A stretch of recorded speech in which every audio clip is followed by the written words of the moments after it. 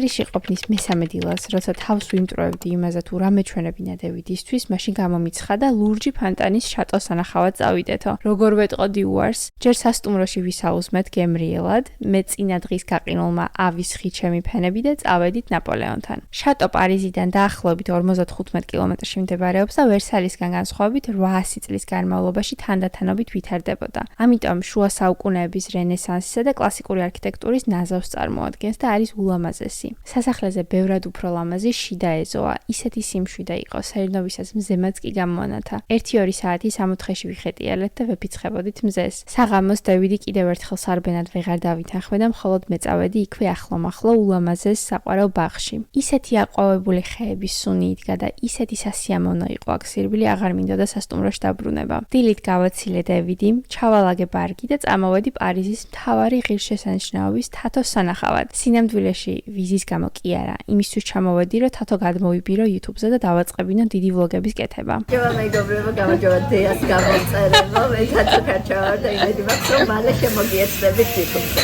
ამასობაში ჩემი საელჩოში შეხვედრის დროც მოვიდა ავიღიანა ბეჭდები, გადამიღეს ფოტო და გამოვეშურე სასტუმროსკენ ბარგის ასაღებად. სანამ ჩემი მატარებელი ჩამოდგებოდა, სადილიც მოვასწარი და წამოვედი უკან ნიდერლანდებისკენ. სრულ ვიდეოს YouTube-ზე ავტვირთავ და იმედია მოგეწონებათ. კოცნით და გეხვევით.